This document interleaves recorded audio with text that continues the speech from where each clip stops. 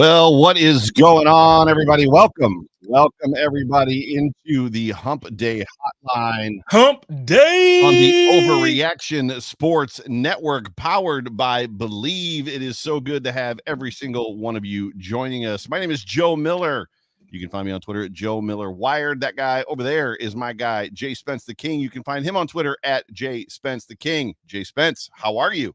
I'm good. How are you, man? It's been a few weeks. So the weather has calmed down here in Western New York, and I saw your back and forth on Twitter today, and it was like it was low 70s yesterday and like mid 70s today, and I turned the air conditioning off, and now I'm in the studio sweating because the air conditioning's not on, and there's just something about this whole being live that like it works. Your blood just pumps a little bit stronger. But it does. Anyways, other than that, that's totally just sidebar information nobody needs to know. But yeah, and the lights, we just got done talking about lights, but the lights, they generates heat. It's not fun. But I'll tell you, you mentioned Buffalo. I think this is the only time since we've been doing this that I've said to you, I'm actually jealous of Buffalo weather. Like, dude, I am so like, it's been literally 101 days straight in Phoenix. Hot as hell, and we're not swearing or taking that like it literally is hot as hell in Arizona, which is interesting. But anyways, we digress as we've been already off the rails here, which we have a tendency to do, and we might do it in this show too, so stick around. But I got a feeling, he says. But please do us a favor, please please subscribe, hump that like. If you are watching on YouTube, Facebook, or Twitter, do us a favor. If you're listening to this in post as a podcast, please please subscribe as well. But it is good to have all of you with us, as well as those of you joining us in the comments section, which you guys are chatty. I think the season 1 home opener vibes, Spence, are beginning to like matriculate around the fan base. It feels like the energy's coming up. Are you excited? Yeah, no, I'm excited. I feel like we finally get to a place where we can have questions answered. You know what I mean? And I know, sorry, Sarah, sorry, Scott. I already know. So for those of you listening by podcast form, I'm wearing my Arizona Cardinals, flex fit hoodie. And look, here's the thing. Here's the thing. I'm a Buffalo Bills fan through and through. I'm Bills Mafia. It is what it is. You are. I live in Phoenix. I pay taxes in Phoenix. I have season tickets to the Arizona Cardinals, and I have for 4 years. I've lived in Phoenix for quite some time. So what I'm saying is, at this point, this game for me is going to be fun because I'm a fan of both teams. But the Buffalo Bills is my squad. I think y'all know that through and through. But let's get to it. I just wanted to explain for the couple folks who was already like, damn it, Spence. They're already like, damn it, Spence. I told you before we came on the air it was going to happen. I know. I do it. It's like you're going to rile up the mafia. Like we already got stuff to talk about, and you're going to rile up the mafia. But you know what? The Cardinals, they don't have. I don't have the same type of love for them. It's just like I'm here. It's the same thing. So like I go to the Phoenix Suns game. I'm a Laker fan. You know what I mean? Like, yes. So it's just I'm out here. I'm going to enjoy the city. You are passionate about the Buffalo Bills. You are a member of Bills Mafia and Poncho's Army, by the way. And you have a rooting interest in the Cardinals. Absolutely. I think is the way that we've heard it said and heard it mentioned. You have a rooting interest in the Cardinals. So let's do this. Absolutely. So let's say it. And for those of you that pay attention to other spaces, you would probably understand that reference, and most of you won't. Most of you won't. But anyway, so they're trying to kill our vibe, bro. Like they're already trying to. It's week 1. Like we haven't even played the Cardinals yet. Home opener, Western New York. You know the vibe. We talked about it with Elena Getzenberg yesterday from ESPN. Just her favorite part. This is her 4th season being a Bills beat reporter. Her favorite part about just opening week, and she even mentioned, she's like, if it's home opener week in Carolina, where she's from, in Charlotte, you don't even know. You go by the stadium, and it's like, is something happening over here? She's like, whereas in Buffalo, like the whole city shuts down. Like it's just, it's an amazing vibe. And all like I'm juiced. I've got, I'm just, the excitement is building. And I think I forgot to send my obligatory Go Bills today. I was going to send a Go Bills every day. So now when I get off here, maybe I'll do it in one of your little rants that we're going to get into. But anyways, where I was going with all that is now we're in a position where there's people out there trying to kill our vibe. The first one is, as the show was titled, Ryan Clarke yesterday was being interviewed on a local Buffalo show. and decided to chirp out and bark somehow that the national media, as well as all of Bills Mafia, and I'm paraphrasing here, underappreciated and didn't realize what we had with Jordan Poyer and Micah Hyde. As soon as I saw that this morning and he was responding to somebody else on Twitter, I was like, it seems to me like you just realized that the national media underappreciated Micah Hyde and Jordan Poyer, because by God, we loved those two in this time. We knew what we were the guys that we knew what we had.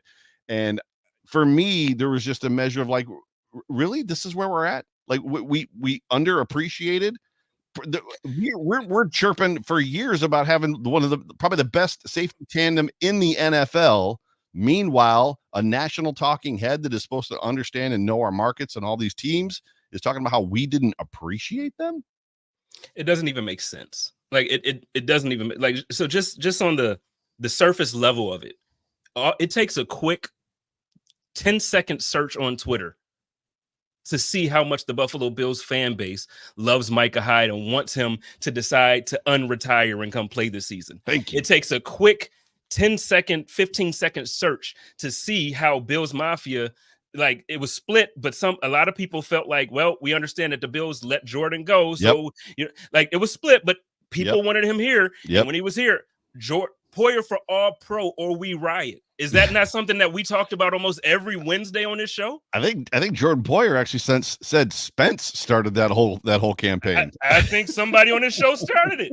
And so again, so Media 101, like, so you and I started this in podcasting, obviously. So, and then it kind of grew bigger than that for us. But right.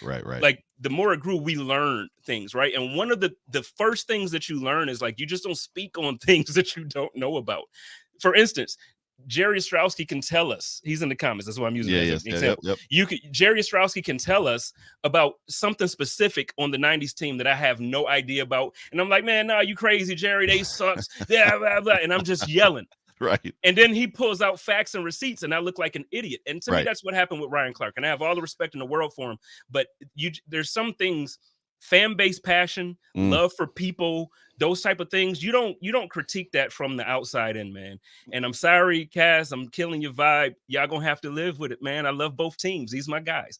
But I would even Jordan, don't even. No, I'm done. No, I'm done now. I'm done now. But Jordan, but Jordan and Micah, like you mentioned, they are, in my opinion, and in a lot of Bills Mafia's opinion, they are the best safety tandem that the Buffalo Bills have had at one time ever. Like, it's the best collection of talent at that position that the Buffalo Bills have seen. And, you know, to be a national talking head and to come out publicly and to say something like that, to me, these things like this happen too often with Ryan Clarke, where it starts to take away some of, you know, like the believability. Like, I believe you because you played football at a high level. Right. I believe you because you play defensive back. Right. But when you start to say things like this, it's like, okay, so now we understand that since you've been working at ESPN for these years now you really do just get the talking points. Yeah, because there's no way you can be involved at all in Western New York on even the minimal, right, and not understand the love for those two guys. And Scott Blakely throws us a super chat, and he says it exactly right. Hyde gets more attendance at his charity softball game than opening day at the Yankee Stadium, or some. I was going to say some NFL teams.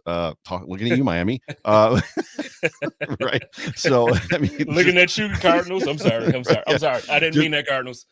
But when you break down the two of these guys, you know, you're looking at exactly what you said. We're all waiting with bated breath for when Micah steps out of the tunnel this season, because everybody has talked. Sorry. This Sunday, can we talk about when we talk about the game? Can we run it back to here? Because anyways, because nobody has finalized or talked with any finality as it pertains to Micah Hyde being done forever. Not currently on this team, not currently on the roster, not currently with us. Like, nobody has been like, he's not here, he's not a member of this team, yada yada. And then you look at Jordan Poyer. We have a saying in Buffalo. We all say it, we all feel it. Once a Bill, always a Bill. And there's guys that are different levels of once a Bill, always a Bill. Chris Hogan, once a Bill, always a Bill, right? Guys that Scott Chandler went to the Patriots as well. Once a Bill, always a Bill. whoever you want to pick. And then you get into royalty level. And royalty level, obviously the upper echelons, Thurman Thomas, and I speak of him on purpose. Yeah. Bruce, Andre Reed, guys that left this team not of their own free will, went someplace else and played, and then came back and retired a Buffalo Bill. Thurman Thomas went to the Dolphins for 1 year, and everybody knew exactly what was going to happen. He was going to play forever, how long he wanted to. He was going to come back. He was going to retire a Buffalo Bill. Upon Jordan Poyer leaving this city and signing with the Dolphins, every member of Bill's Mafia said the same thing. Thank you. Love you. See you soon. When he comes back and he retires a Buffalo Bill. It's ridiculous. And I think I texted this to you today. It's the most ridiculous thing that has been stated since yesterday, when Stefon Diggs tried to somehow make it sound like none of this stuff that happened was his fault, which is, I'm pivoting to Stefon Diggs now. And I talked about it with a little bit with Elena Getzenberg yesterday. We're not going to hang here long because we want to get to the Cardinals game, but the ridiculousness of, I don't understand how he can say, do you want to put the blame on me? I can take the blame. I've got big freaking shoulders. He said a different expletive, not the F word, ASS. He said, I've got big shoulders. And then he basically turned around and spun it down to everything changed. The focus changed. And did I forget how to play freaking football? Like, he basically turned himself straight around and then was like, actually, it wasn't my fault. And when you look at the numbers, the targets that he had, the fact that he had 40 more targets than Khalil Shakir had more yards than him. And I'm having Twitter arguments with guys today on just talking about how the way that they were using him was wrong. He didn't have routes that could beat guys and like winning route. And Steph spoke that a little bit. And I'm like, but his catch rate went to 50%. Like, his catch rate, he had a problem holding onto the football. I don't care how winning your route is or how schemed up you are. The reality is, if you can't catch the football, it doesn't matter. And we all talked about this last year as well. We talked about the fact that it didn't seem like, you and I talked about it. It didn't seem like Dorsey, for that matter, he did a good job at the beginning of the season. They made the OC change, and it didn't seem like Brady knew how to scheme him open, or whatever it was, the concepts that he was trying to run in just weren't good. It's not like we were dumb to it. It's not like we were blind to it. But it even goes before that. Stefon Diggs said things had to shake because I knew I wanted them to shake. And he said, we were having conversations, but I already knew where this whole thing was going. It was ridiculous. See, for me, and first of all, Elena Gesper, she does a phenomenal job. If you guys didn't check that out, make sure you go and check that show out. But the thing for me, I want to speak for a moment from a fan's perspective. Like, I understand that she's a beat reporter, but like, for me, I've been vocal, very, very vocal. And I've been a public supporter of Stefon Diggs, even after the trade. I've come out and I've said a ton about, like, look, I understand that this ended a certain way, but you can't ignore what happened in the 4 years that he, I've done the whole thing. This past yesterday, Tuesday, Code of Conduct dropped, and I had a 15-minute segment talking about the good about Stefon Diggs and how moving forward we can graft into a new offense, blah, blah, blah, blah, blah, right? So I'm saying all this positive stuff. And then to me, it's like, even if you really feel this way, and I understand we live in this new era where we appreciate players being completely transparent and open and honest, and you want them to have this level of freedom in these interviews to speak candidly, right? Like, that's what we want, especially us as content creators. That's what we want. Yes. However, I just think that there needs to be a line drawn when it comes to the people that really have supported you over the last several years. And the thing is, I feel like an idiot because I used to say to Vikings fans, man, y'all dumb as hell. Y'all just mad that y'all didn't have a good enough quarterback. You know what I mean? And now the same shit happened to Josh Allen and us in Bills. And it's like, and then he comes out and does an interview and says, stuff started to shake because I wanted it to shake. Yep. There's no, and I've got highlighted notes. Go ahead. Yeah. Well, no, I'm just saying. And then the part that you mentioned, I don't think I forgot how to play football. Well, it damn sure looked like it. Like, when you go from your catch rate being in the 70s down to higher, down to 50 or below, it damn sure looks like you forgot how to play football. And I know you didn't. I know you didn't. He's gonna go down to Houston, and he's gonna be a very good, encouraging member of the team. People are going to come to him for advice. He's going to teach these young receivers how to do certain things. They're going to love him. Next season, he's going to get a free agent deal, probably go to Dallas with his brother. That's probably the whole plan. Probably. That's probably what's going to happen. And I think what bothered me the most, and it is just, when you look at you and me, right? And it's, you and I are known to be great friends. The people that know us, people that watch the show, the people that just see us interact, we've got, you're the one that bought the hoodie of the Step Brothers of you and me on the, not the hoodie, the sweatshirt. I mean, people understand. And I think what bothered me and almost hurt me for Josh was the fact that Josh has done nothing but say positive things up into I wouldn't say that I necessarily miss him moment. For him to come out and say, people are trying to make me the devil. Those are like devil comments. And could I basically refute them? Yes. Could I come out and say, I didn't say that? Could I come out and say, I love Josh Allen? Could I come out and say he isn't the problem? Could I come out and say all these things? Yes, I could come out and do that. Will I do it? No. Why? Because they don't pay me. And I'm just like, wait. But if you and I had this problem in either direction, one of us would be looking for accountability. Could you please go on the air and tell them that you don't have a beef with me, that we're straight? If you said no, friendship over. Like comment in my section or something, like, just to put this shit to bed. You know what I mean? And then you look at it, and while you were talking, the thing that came to my mind is like, LeBron James defended Josh Allen before Stefon Diggs ever did. Stefon Diggs played for the Buffalo Bills. He's still getting paid by the Buffalo Bills to this day. $36 million. And you can't, and I can't remember one time. Yeah. I can't remember one time in recent memory where he came out and defended Josh Allen in a moment where the scrutiny was up. And I'm not saying that Josh is always right.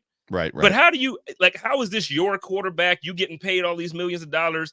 The fan base is loving on you. And again, I've been the biggest Diggs supporter. I still love him. I'm just hurt by the way this is going. It's like, this is really how you're going to do after, like, we really, and I know in the comments, I'm seeing some people say like, hey, there was nobody negative. And there were a lot of people negative about Diggs after he got traded. Yeah, it was ugly. The people calling him washed. He's not washed. People calling him he's over the hill. He's fallen off the cliff. None of that. He's going to have a great season.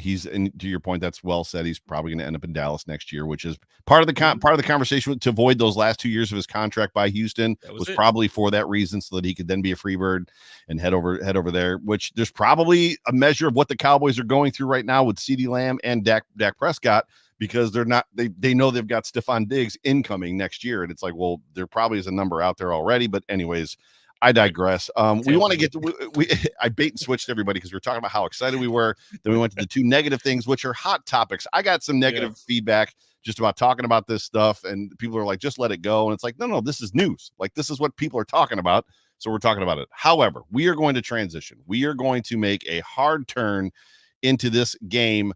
Home opener week for the Buffalo Bills. So if you've stuck with us this long, please stick with us for the last 15, 20 minutes of the show or so. And we're going to talk about the Buffalo Bills versus the Arizona Cardinals home opener in Buffalo in Highmark Stadium across the street from where they're building a new one. And we are going to start in no better place than the injury report.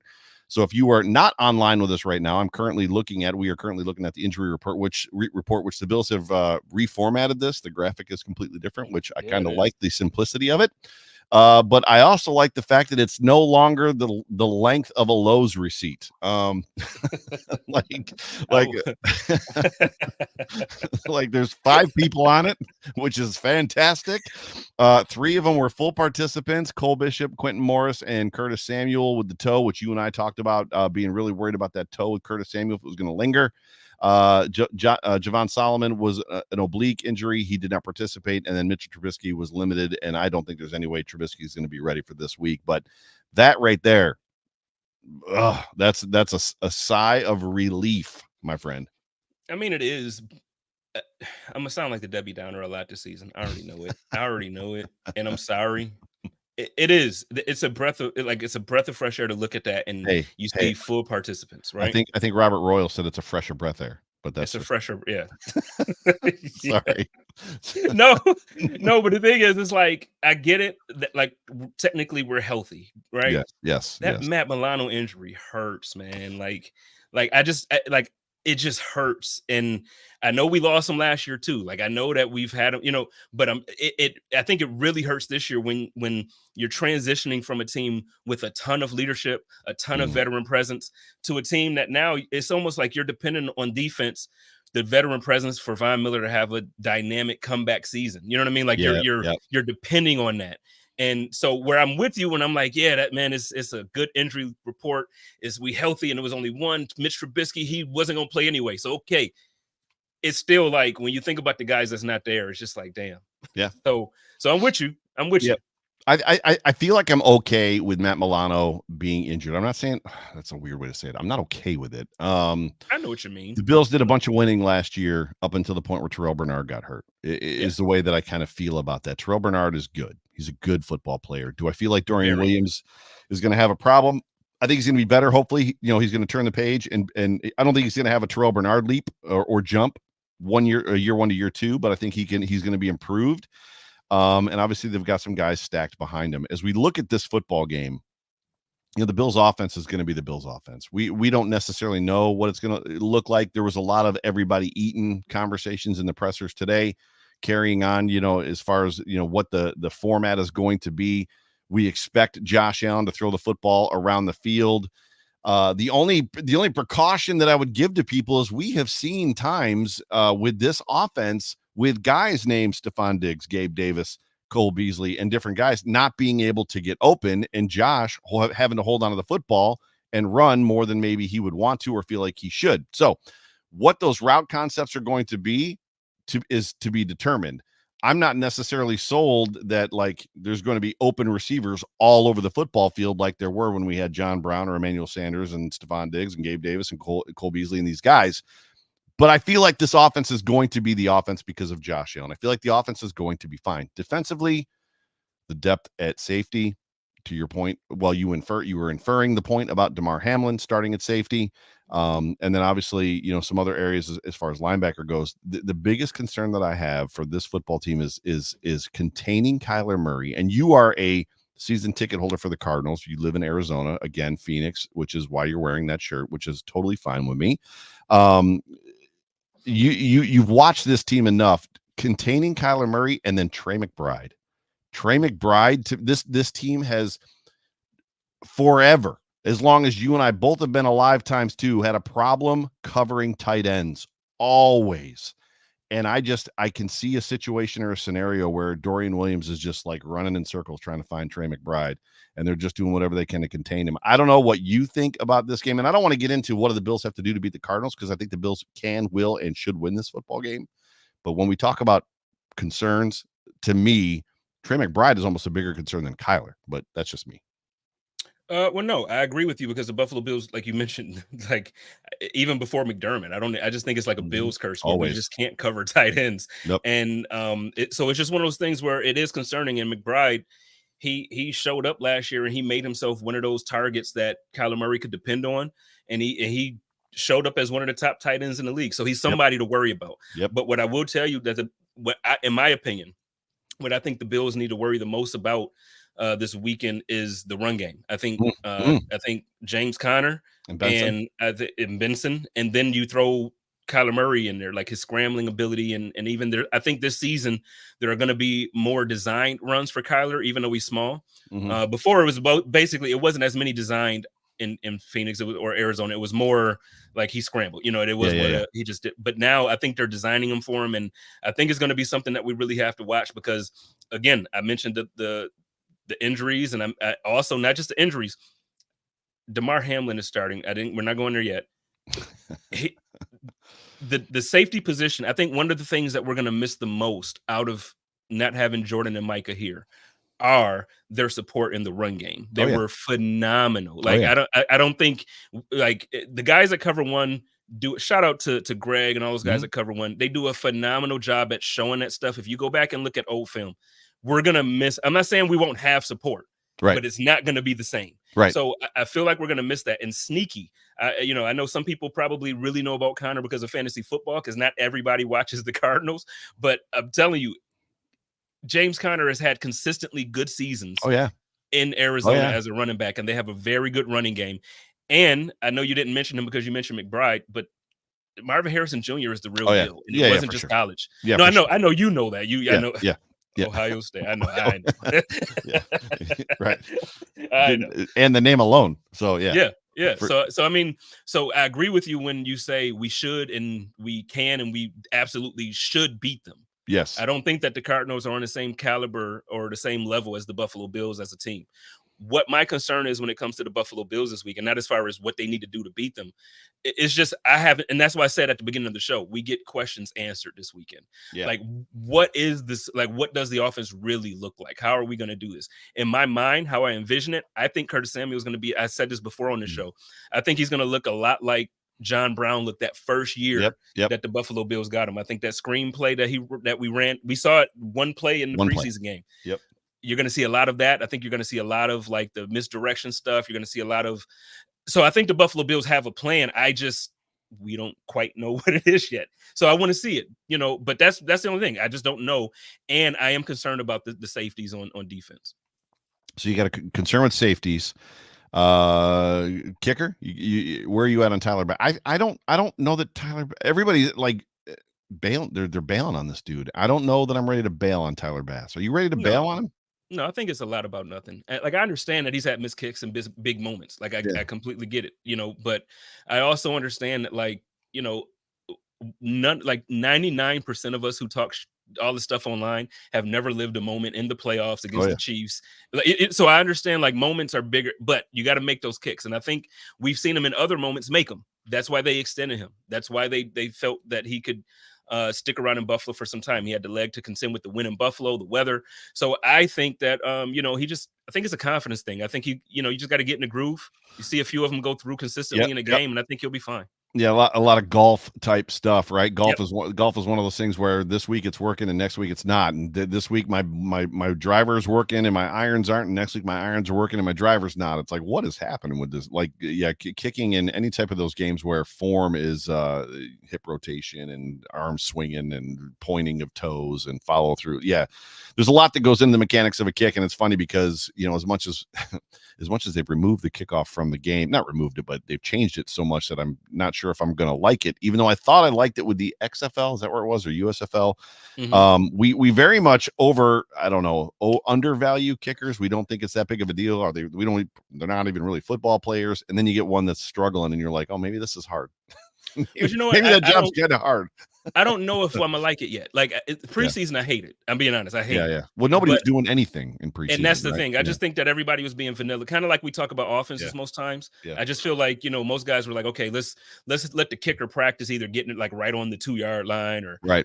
Kick it out of it. I just don't feel like they were really trying. So I think we're gonna start seeing some creative ways to kind of kick the ball off and kind of get your guys in position. I think we're going to, even on the receiving side, I think we're going to see some creative blocking schemes to kind of get some guys open and try to bring that excitement back to special teams. So love it. On that hand, I'm looking forward to it, but I'm kind of with you after preseason. I'm like, man, just stop changing the game. Right.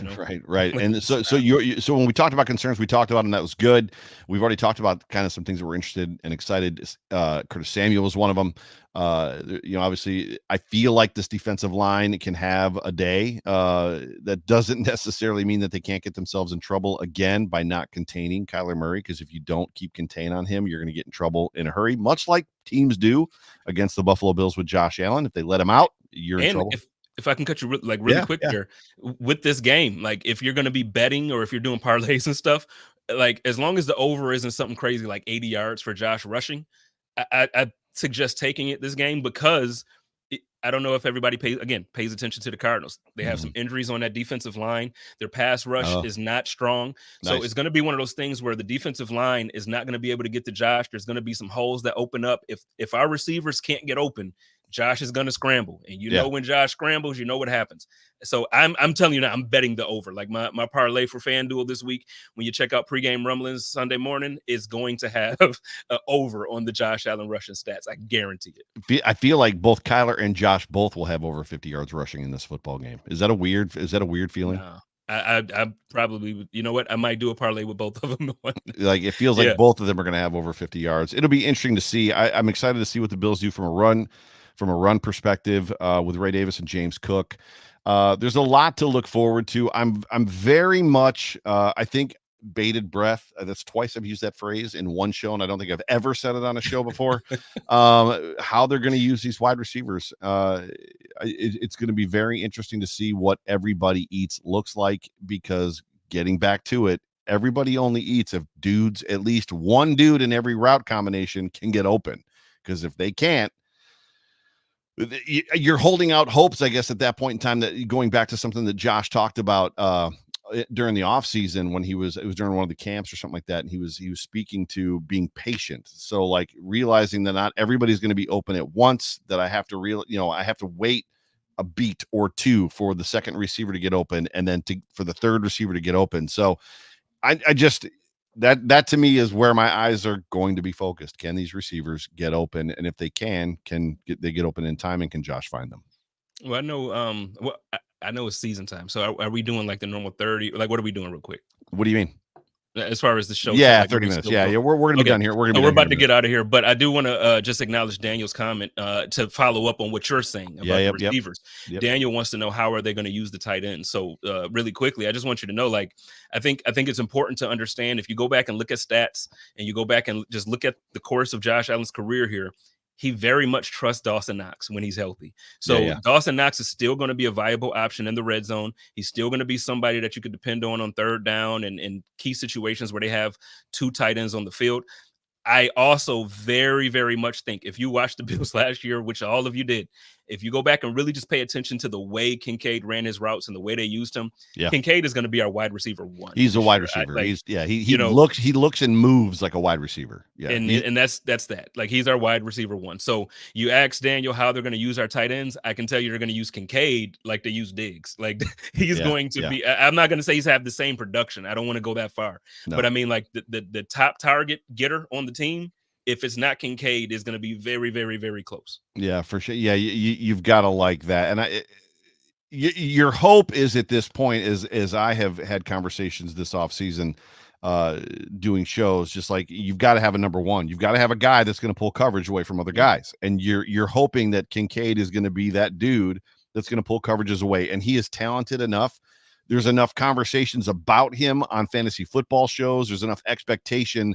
The eyes tell you that he is the real deal. Like, this kid, I'm not saying he's Sam Laporta. I'm not saying that he's Travis Kelce. I'm not saying that he's Mark Andrews. He's Dalton Kincaid, but he should be able to carve a niche out for himself and be very dynamic and, for lack of a better way of saying it, successful in what the Bills are trying to do with him, which should open up a guy like Mac Hollins, who is a starting wide receiver for the Buffalo Bills.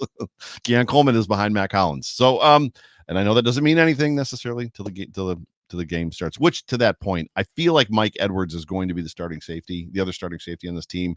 I just think that there was a little bit of delay with his injury. So I think once he's I think you're going to see DeMar and him sharing reps, a lot of reps, until Mike's ready to kind of take over. But that's just a thought. And that's fine. And I hope that's the case. When I say this, I'm really not being negative on DeMar. I know a lot of people have watched him over the summer, and they've said that he's improved quite a bit, and they're excited about him. Joe Marino being one of them. He speaks very highly of him now.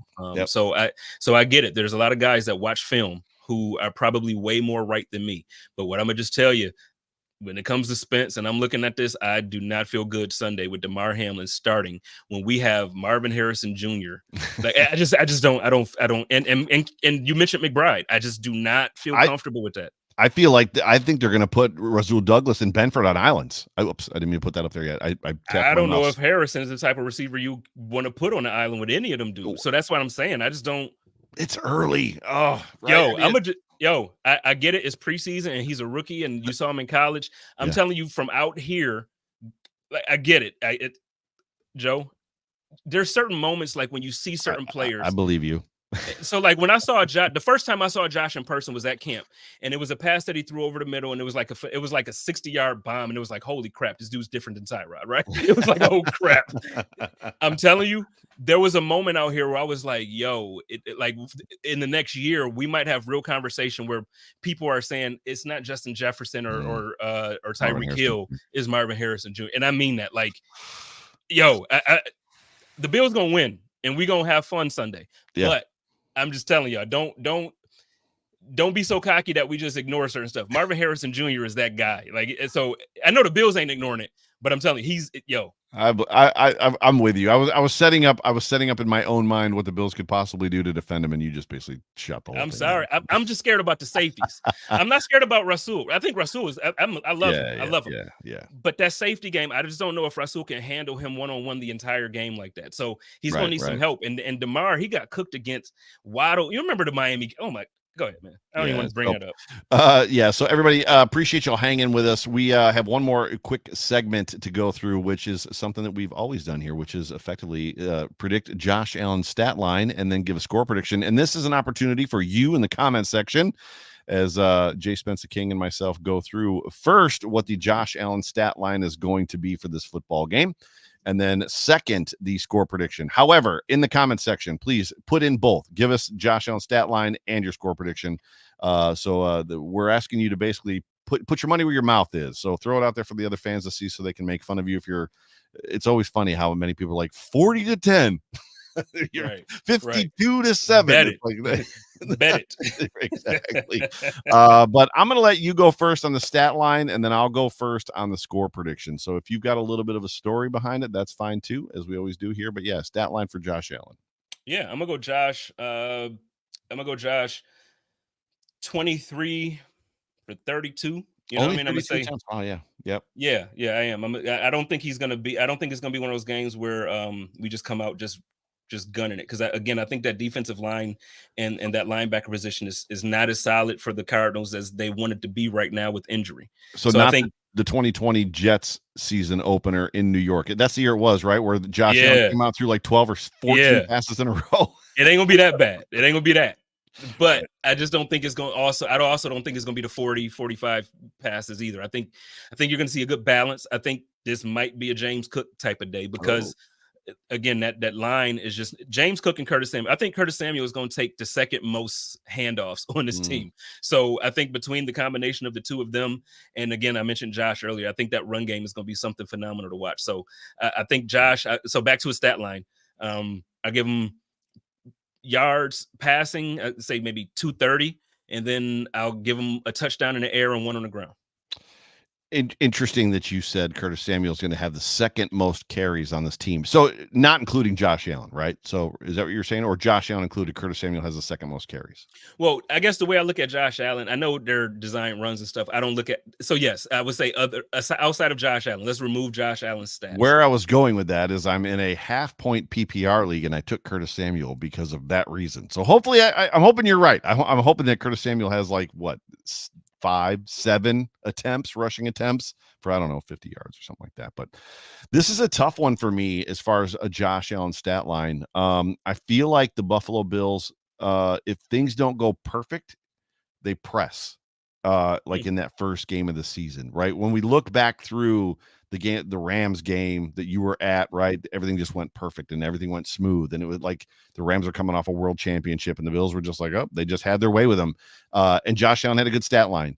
And then you've got games where the Bills have pressed in home openers, whether it was the Steelers game that you and I were also at, the Jets game last year, as far as the season opener goes. And Josh Allen still has a lot of attempts. It feels like there's always a lot of attempts there, but I'm not sure what the game plan is this year for Joe Brady and the Buffalo Bills. And the last thing I want to see is him take the ball out of Josh Allen's hands.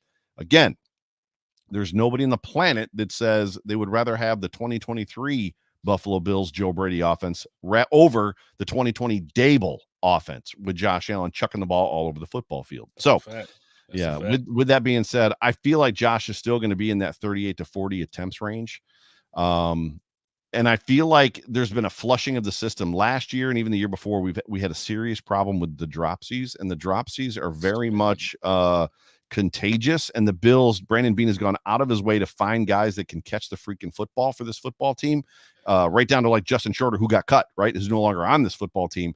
Have a 97 catch rate in college or something like that. But man, we saw it in preseason. A lot of those guys that we brought in were dropping in, and I get it, it's preseason, but again, I'm scared of it. Yeah, and they also weren't catching passes from Josh Allen. But I feel like he's going to be in that 38 range. So I'm probably going like 28 to 30 for 38. So I'm going to say 30 for 38, and probably in that 360 yard range with a couple of touchdowns for a stat line. And then score prediction. This is tough, bro. I mean, it's home opener scare me because you don't know what you're going to get, right? But give me 28-17 Bills.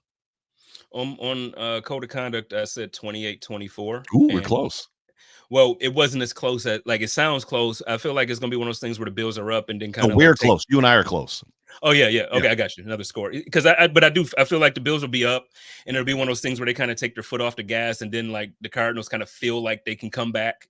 So I feel like it'll be one of those games, but I don't think it sounds close by score, but I think the Bills win. And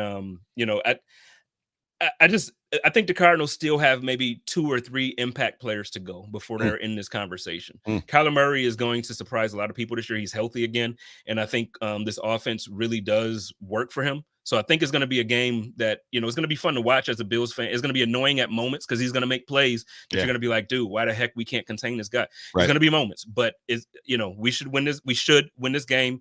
But throughout the season, I'm not saying it because I'm a season ticket holder, but pay attention to those guys. They got a really good young core this year, and I think it's gonna be fun to watch them. I'm actually excited to watch them this year. Cody Ford still on that team? No. Did he get cut finally? He got cut? No, well, I don't think it was cut. I think his contract was up, and I think he got. Ain't he in Cincinnati now? I thought he was. I don't even know. That's why I was asking. I have no idea.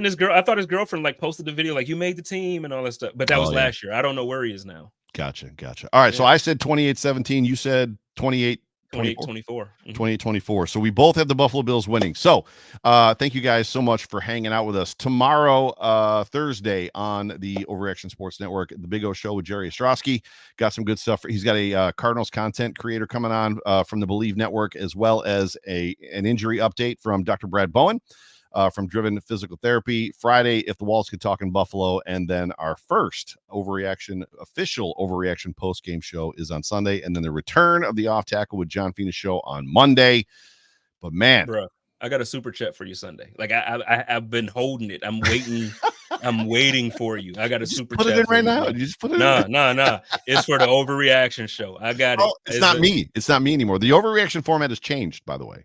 Did you know that? I'm unplugged. No, I'm unplugged. And see, I feel bad. I'm saying this publicly. This is what you guys shouldn't do to your friends. You should talk privately and say stuff instead of embarrassing yourself. So I didn't know the format has changed. I've been unplugged. No, I've been unplugged. Joe will tell you when I've been unplugged, I've been unplugged. But so let's explain it for people like me who don't know. So this year, the Overreaction post-game show is going to be myself, John, and Jerry, or some combination, or potentially you at times as well. So it's going to be the 9 o'clock or 8 o'clock post-game show is going to be a collective show versus me. And the reason for that is not only because we're all a part of this thing and kind of doing the collab thing, but also, as you know, from having conversations with me, because you are a very good friend of mine and we are transparent and open with each other, it was just killing me doing it by myself. It was zapping and stealing and robbing all of the fandom from me because I was spending more time charting, taking notes, and worried about what I was going to say at 8 o'clock after the game, 8 p.m. after the game, that I was getting to the point last year where I was no longer even looking forward to the football games. Yeah. So this has now put me in a position where I get to come on and have more of bro talk, right? And what's interesting about it, and this has not been discussed outside of just some preliminary stuff, I still might do some Overreaction Joe drops where I do kind of get it, but more like on either Monday or a Tuesday or a Wednesday or something like that, just sometime during the day where I would just drop a YouTube show where I would come in and do the typical my take on what I watched, right, as a fan, the old school stuff. It just won't be an hour. So that's kind of what's going on. So Fire. Yeah. So, but yeah, so that's what's going to happen on Sunday. But yeah, now when we end the show, you'll have to tell me what you got a super chat for it. No, I'm saying I got a super chat for the show. It's happening. Yeah. Deal. Flex to drop a bomb on it. Deal. Ladies and gentlemen, thank you so much for tuning in to the Hump Day Hotline on the Overreaction Sports Network, powered by Believe. It is so good to have had every one of you join us for this episode. It is week 1. 2024 Buffalo Bills season, and we are crazy excited, and Jay Spencer King is excited, and I'm excited, and John and Jerry and everybody that's part of the network is excited. Thank you guys so much for hanging around with us. We'll talk to you later. Go Bills. Go Bills.